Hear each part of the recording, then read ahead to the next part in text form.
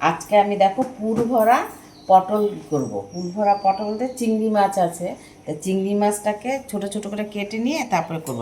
আগে আমি পটলটাকে চেঁচে নিয়েছি, চেঁচে নিয়ে তারপরে যে একটা একটা করে সব বীজগুলোকে বের করব। এই দেখো এভাবে, তারপরে আবার তোমাদের সঙ্গে শেয়ার করব।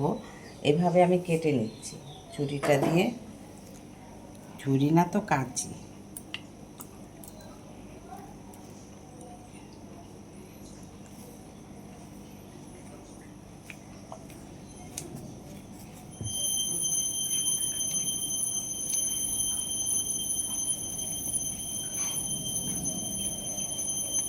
পটলের যে শ্বাসটা ছিল বীজের মতনও ছিল, সব আমি বীজটা খুব নরম, ওই জন্য বের করে নিয়েছি। তাই আমি ভাবছি আমি শিলে বেটেই নেব। এটা মিক্সিতেও করা যায়, তোমরা ইচ্ছা করলে মিক্সিতেও করতে পারো, কিন্তু আমি একটু শিলে বেটে নেব। এই যে শিলে এটাও বেটে নেব। আর এখানে রেখেছি দেখো কালো সর্ষে, সাদা সর্ষে, পোস্ত, আর এই যে চিংড়ি মাছটা ভেজে নেব। আর এখানে আমার ওই মশলাটাও বাটা রেডি করে রেখেছি। এখানে জিরে ধনে আছে গ্রেভির জন্য, হলুদ, কাশ্মীরি লঙ্কার গুঁড়ো, আর একটু টমেটো দেব, একটু পেঁয়াজও দেব, পেঁয়াজটা একটু ঘষে দেবো। আমি এখন এটা মশলা এইগুলো বেটে নিচ্ছি। বেটে তাড়াতাড়ি হয়ে যাবে, বেশি দেরি লাগবে না। এই দেখো আমার শিলে সব একসঙ্গেই বেটে নেব। দুটো লঙ্কা দিয়েছি।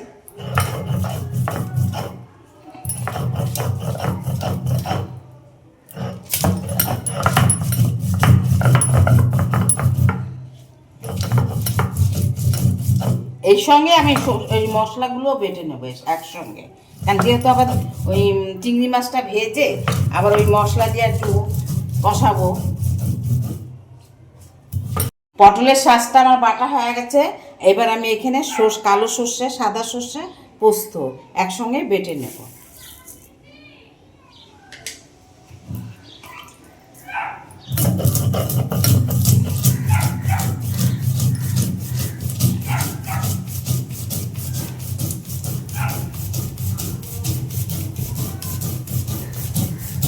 এবার শিলটা খুব ভালো হয়েছে। তাই হ্যাঁ, এই নোড়াটা তো ভেঙে গেছিলো, একদম মানে ঠিক মতন ধরতে পারলে আমার সুবিধা হবে। হ্যাঁ, এখানে আমার ওই যে পটলের শাঁসটা আর কালো সর্ষে, সাদা সর্ষে, পোস্ত, দুটো লঙ্কা আমার বাটা হয়ে গেল। এবার আমি তুলে নিচ্ছি। চিংড়ি মাছটা আমি ভাজবো, এই জন্য কড়াইয়ে বসিয়ে দিয়েছি। এবার আমি তেলটা দিয়ে নিচ্ছি। হয়ে গেছে, এবার আমি চিংড়ি মাছটা দিয়ে দিচ্ছি।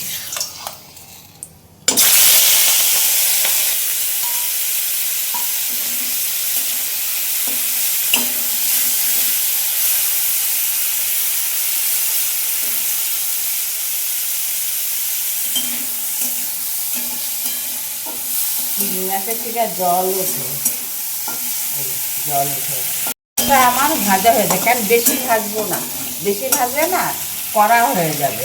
এবার আমি মশলাটা দিয়ে দেবো। এই যে এখানে সর্ষে, পোস্ত, সাদা সর্ষে, কালো সর্ষে, পোস্ত বাটা রেখেছিলাম, এগুলো আমি চিংড়ি মাছের মধ্যে দিয়ে দেবো। জিরে ধনে বেটে রেখেছিলাম, আর এই পুরটার মধ্যে একটুখানি দেবো, অল্পই দেবো, বেশি দেবো না।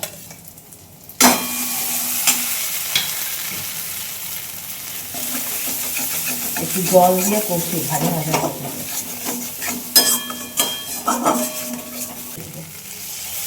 কাঁচা কাঁচা গন্ধ হতে পারে মশলাটা।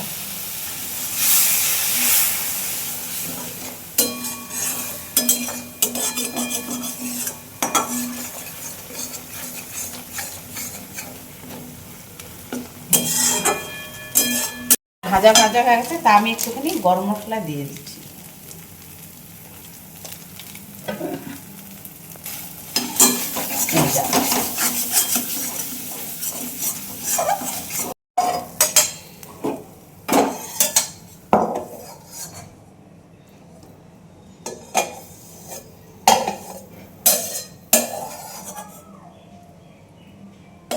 দেখো আমি পুরটা এখন ভরবো না, আমি একটু ভেজে নিচ্ছি। কেননা পুরটা ভরলে না অনেক সময় ভাজ দেখলে না বেরিয়ে যায়, ওই জন্য আমি আগে একটু ভেজে নিচ্ছি হালকা করে।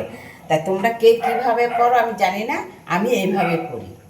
তাই একটু ভেজে নিলে কি হবে, বেরোবে না। একটু কম ভাজবো, হালকা করে।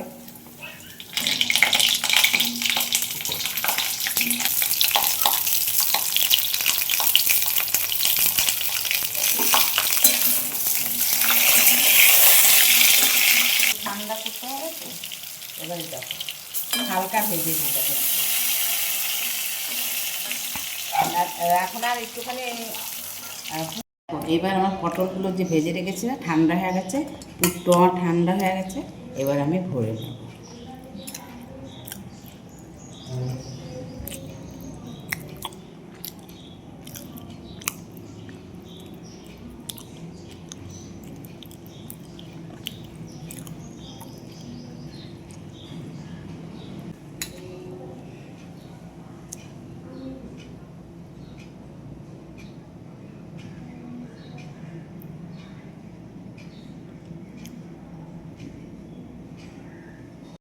দেখো আমি ওইভাবে আটাটা দিয়েছিলাম, তা আমার মনে চাইলো যে এটা একটু আটকায় দে, যদি থাকে হয়তো ভাজতে গেলে আরেকটু, কষতে গেলে হয়তো খুলে যেতেও পারে।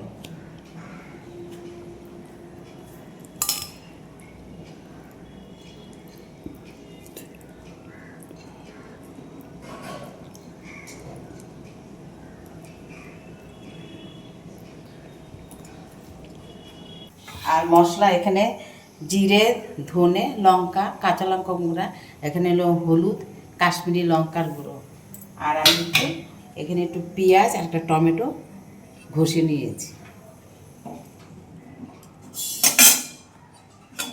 আর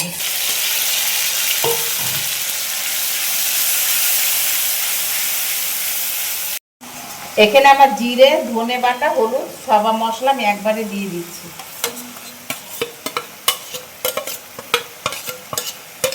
একটু ধুয়ে জল দেবো, ভাজা ভাজা করে নিই।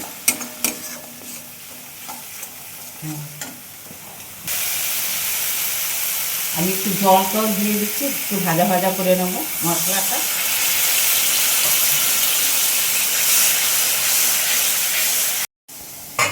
এবার আমি পটলগুলো দিয়ে দিচ্ছি মশলাটার মধ্যে, একটুখানি নেড়ে চেড়ে জল দিয়ে দেবো।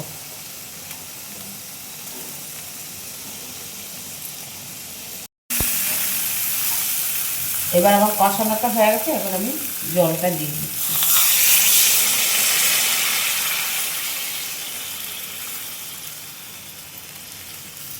আমার পটলটা হয়ে গেছে, আমি একটু নামানোর আগে গরম মশলা দেবো, তাই একটু দিয়ে দিচ্ছি।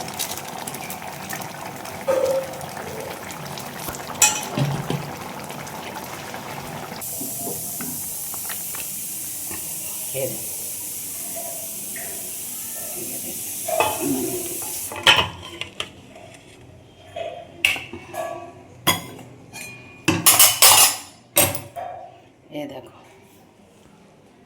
দেখো এভাবে আমি করলাম, তোমরা এরকম ভাবে করে দেখো, খেয়ে দেখো।